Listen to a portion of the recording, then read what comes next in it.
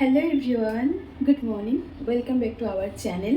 তো এখন বাজে সকাল 8:30 আর সকালবেলাতে উঠি আমি চলে এসেছি কিচেনে। এখন বসাবো ভাত, তারপর রান্নাটা করে নেবো। চলো ফার্স্ট ভাতটা বসে নিই। সকালবেলা থেকে সমস্ত তরকারি গরম করার পালা পড়েছে এখন, কারণ ফার্স্টে দুধটা গরম করলাম, নাহলে পচে যাবে। আর তারপরে যে মাংস আছে, এই যে ভাতটা মুখে গেছে, এই যে মাংসটা গরম করবো। সকাল সকাল উঠি একদম রোবটের মতন ছুটতে থাকি, তবে রোবটও হয়তো এত তাড়াতাড়ি কাজ করতে পারে না যত তাড়াতাড়ি আমরা মেয়েরা করি, তাই না বলো? বাচ্চা কাচ্চা স্কুলের টিফিন, বরের অফিসের টিফিন, নিজের খাবার দাবার, তারপর যারা তো ওয়ার্কিং লেডি আছে তাদের কথা তো বাদই দিলাম। কারণ যেমন আমি দেখো, ঘর সংসার সামলে আবারও দোকান সামলাতে হয়। তবে আজকে আর দোকান সামলাতে যাব না, তবে কাজের ছুটি এমনটা না, কাজ কিন্তু আছে, তবে দোকান আর খুলবো না।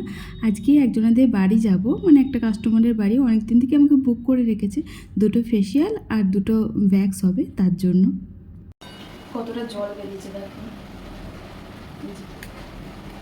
মানে শাক এমনি জিনিস, জল না দিলেও জল বেরোবে। জল দিয়ে আমি নুন দিয়ে ঢাকা দিয়ে দিয়েছিলাম, এতখানে জল বেরিয়েছে। অনেক দিন হলো পেঁয়াজ দিয়ে শাক খাই না। তোমরা কে কে ভালোবাসো একটুখানি বলো তো। আমি অবশ্য আগে খেতাম না, তবে আমি একটা বিল্ডিংয়ে ভাড়া থাকতাম, তখন একজন করে আমাকে খাইয়েছিল, খুব টেস্টি হয় জানো তো। তাই ভাবলাম যে আজকে করব। ওদিক থেকে ও বাবা, ওদিক থেকে বাবু এসে বলে যে আমি পেঁয়াজ দিয়ে শাক খাবো না, তুমি তোমার ইচ্ছে হলে করে নাও। কী করবো বলো, দুটো তো মানুষ, তাই একজন খাবে একজন খাবে না, তাই দেখলাম যে থাক, বরের পছন্দটাই মাথায় রেখে পেঁয়াজ ছাড়াই করলাম। আর ওই পেঁয়াজটা কাটলাম, ওটা তরকারিতে দিয়ে দেবো। আর এই যে দেখতে পাচ্ছ শাকটা দিয়ে প্রচুর জল বেরিয়েছে, জল কিন্তু দিইনি। আর ওদিকে আমার ভাতও ফুটে গেছে, আর ওদিকে সঞ্জু যেহেতু উঠে গেছে তাই ওকে তো গরম জল দিতেই হবে, কারণ প্রত্যেকদিন সকালবেলাতেও গরম জল খায়। আর ও এসে আমাকে বলছে গরম জল আছে। বললাম হ্যাঁ হ্যাঁ অবশ্যই, এখনই গরম করে দিচ্ছি আমি, কারণ ছিল না।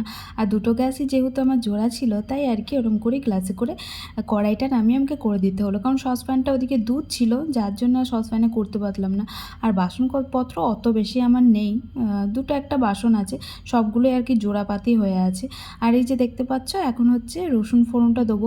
তো বেসিক্যালি কিন্তু আমি শাক নামিয়ে তারপরে দিই, কিন্তু আজকে আর টাইম ছিল না শাক নামানো, তার জন্য এই শাকের মধ্যেই আর কি রসুন ফোড়নটা দিয়ে নেড়ে ঘেটে দিলাম। কারণ এমনিতেই কতটা শাক ছিল দেখো, কতটুকুনি হয়ে গেছে। তো এক আটি করে শাক আনলে না আর হচ্ছে না, তাই আমি ওকে বলছিলাম যে 2 আটি করে আনবে পরের মানে রবিবার থেকে। তবে রবিবারের দিনকে করলে আর কি হয়ে যায়, যেহেতু মাংসটা থাকে তার জন্য। কিন্তু অন্যবারে করলে শাকটাই মনে হচ্ছে শাকটা দিয়েই ভাত খাই, কিন্তু রবিবারে ওই মাংস থাকলে আর শাক ভালো লাগে না, তাই অল্প একটু শাকই হয়ে যায়। আর এই যে দেখতে পাচ্ছ এখন হচ্ছে ডাঁটাটা একটুখানি সেদ্ধ করে নিচ্ছি, কারণ ডাঁটাতে না আমার হালকা গন্ধ গন্ধ লাগছে, একটু কাঁচা টাইপের গন্ধ, যার জন্য হালকা ভাপি নিয়ে জলটা ফেলে দিয়ে তারপর ওদিকে করব। মাংসর তরকারি যেহেতু ছিল তার জন্য ওর জন্যই একটুখানি আর কি করে দেবো ডাঁটা আলু সবজি। তাই দেখতে পাচ্ছ মশলাও অল্প দিচ্ছি, ওই দুটো আলু কেটে দিয়েছি আর ওই দুটো মতন ডাঁটা দিয়েছি, তাই অনেকটা তরকারি হয়েছিল।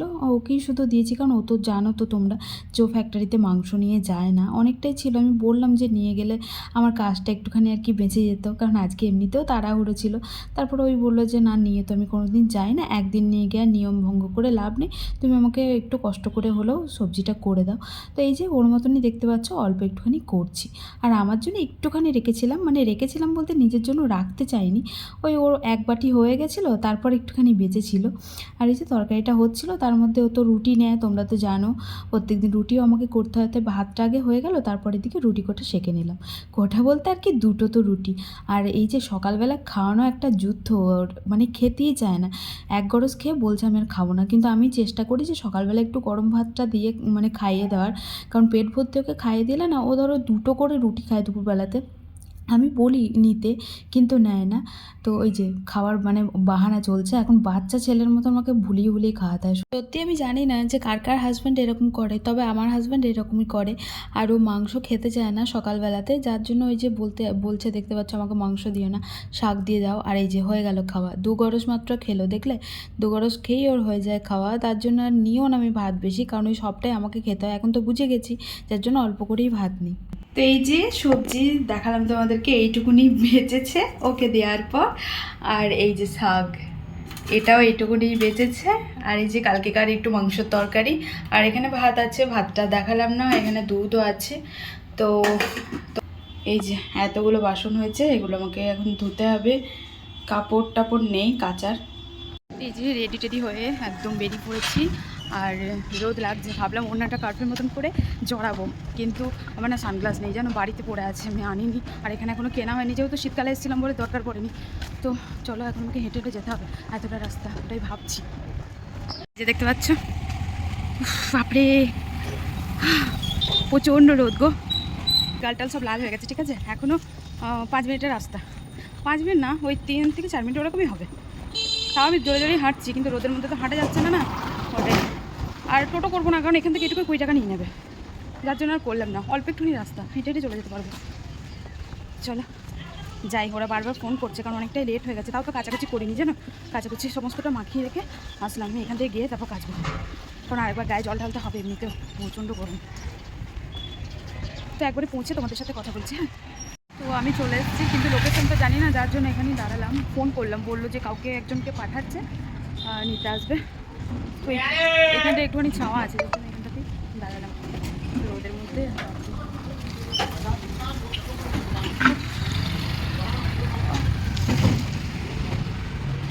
এমনিতেই লেট হয়ে গেছে। আমি তো অনেকটা রাস্তা মানে আগে থেকে ফোন করছি যে কাউকে একজনকে পাঠানোর জন্য, কিন্তু আমাকে বললো যে সামনে এসে একটা ছোটো গেট আছে, কিন্তু কোন জায়গায় ছোটো গেট তো সব বাড়িতেই আছে বলো। যাই হোক, আসছে বললো কেউ একজন। এই যে দেখতে পাচ্ছ, এনাকে পাঠিয়েছিল আমাকে রিসিভ করার জন্য।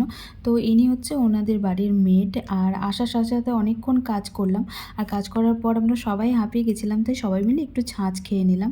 দেখতে পাচ্ছ, সবাই বলতে আর কি আমার কাস্টমার দুটো আর আমি। তো এই যে আবারও লেগে পড়েছি কাজে। তো কখন বাড়ি যাব জানি না, অলরেডি 4টে প্রায় বাজতে চললো।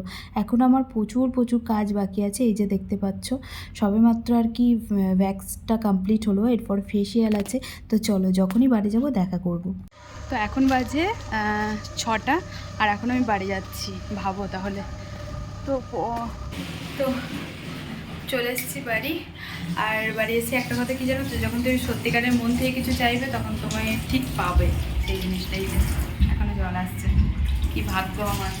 6টা পর্যন্ত জল থাকে না জানো, 6:30 বাজে, এখনও পর্যন্ত জল আসছে। ভগবান সাথ দিয়েছে, তাহলে কি আর আসতো বলো। এখন আমার জামা কাপড় পরে আছে জানো, জামা কাপড় কাচতে হবে। তো চলো পরে দেখা করছি তোমাদের সাথে। এই যে জল কটা ভরলাম, এই যে জল টল ভরে একটুখানি ফ্রেশ হয়ে নিলাম, তারপর দেখলাম যে জামা কাপড় এখনো পর্যন্ত মাখানো আছে, ওগুলো কাচতে হবে। তো চলো ঝটাপট কেচে নিই। 6 बजे थोड़ी है आंटी, তো খালে बाय। এই যে দেখতে পাচ্ছ, একদিকে কাপড় কাচাকুচি করছে, আর একদিকে তরকারি গরম করছি। দেখাচ্ছি দাঁড়া তোমাদেরকে, সন্ধে দেবো। সন্ধে সবারই সন্ধে পড়ে গেল। এই যে, কারণ তরকারিগুলো গরম না করলে তরকারিগুলো পচে যাবে। তো দুধটা গরম করলাম, সকালে যে দেখিয়েছিলাম, তোমার দেখিয়েছি কিনা জানি, কিছুতে খাইনি এখনো পর্যন্ত, খাওয়ার জন্যই আমার শুধু একটু ছাঁচ খেয়েছি। আর এই যে মাংস তরকারিটা এখন গরম করছি। আর ওই সকালের তরকারিটা একটুখানি আর কি, এটা দুধ গরম করলাম, দিয়ে গ্যাসটা একটুখানি গরম ছিল, ওর মধ্যেই চাপিয়ে দিলাম এটা, আর দুধটা গরম করলাম। ওদিকে কাচাকুচি পড়ে আছে, এই যে কিছু কিছু করে কাচছি আর মেলছি। আর মেলতে মেলতে আমি দেখলাম যে তরকারিগুলো পচে যাবে, ওগুলো আগে গরম করে নিই, তাই তরকারিগুলো গরম করতে গেলাম। তো চলো ঝটাপট আমি কেচে নিই, তারপর ওদিকে দোকানে যেতে হবে, সন্ধে দেবো। তো চলো টাটা, পরে দেখা করছি হ্যাঁ তোমাদের সাথে। দেখতে পাচ্ছি এখন দুটো খাচ্ছি। এই যে সেই ভিজে ভাত ছিল, দেখেইছি কালকে রাতে ভিজে ভাত ছিল, ওটা ওই ভাতটাই নষ্ট করলাম না, একটুখানি ধুয়ে নিলাম, নাহলে একটুখানি কেমন লাগছিল, গরম তো বিশাল। আর একটুখানি মাংস নিলাম, আর শাক ছিল সকালে, শাক দিয়ে খাচ্ছি, হেভি লাগছে।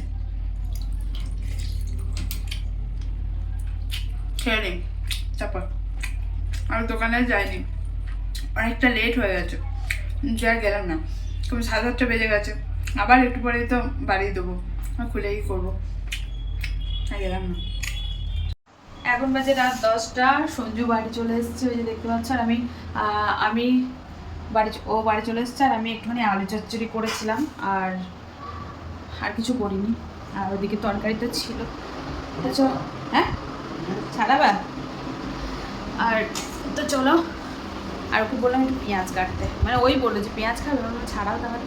তো এখনও ছাড়িনি আমি এটা, কারণ কি বলতো, এই আবার ছাড়বো তো আবার একটু পরেই আমাকে ভাতটা খেয়ে চেঞ্জ করতে হবে, যার জন্য আমি ছাড়লাম না। আমি কিছু ভাতটা খেয়ে একবারে ফ্রেশ হবো যখন, এমনিতে তো আমাকে গা ধুতে হবে, যার জন্য আমি আর ছাড়িনি আর কি। তো গাটা ধুবো, তারপর একবারে ফ্রেশ হয়ে যাবো, একটু ঘুমটা ভালো হবে তাহলে। আর বারবার এমনিতেই জলের প্রবলেম চলছে, বারবার জামা কাপড় চেঞ্জ করা মানে বারবার তো কাচতে হবে, ওটা বেসে হলে কোনো ব্যাপার ছিল না। তো চলো আজকে আমাদের ব্লগটা তাহলে এখানে এন্ড করলাম। সবাই সুস্থ থেকো, ভালো থেকো, দেখা হচ্ছে আবার একটা নেক্সট ব্লগের সাথে। ততক্ষণের জন্য চর্চা করবে। গুড নাইট, টাটা, ভালো থেকো। মেয়েরা সব পারে, ঘর বাইরে সব কিছু সামলাতে পারে, তাই না বলো?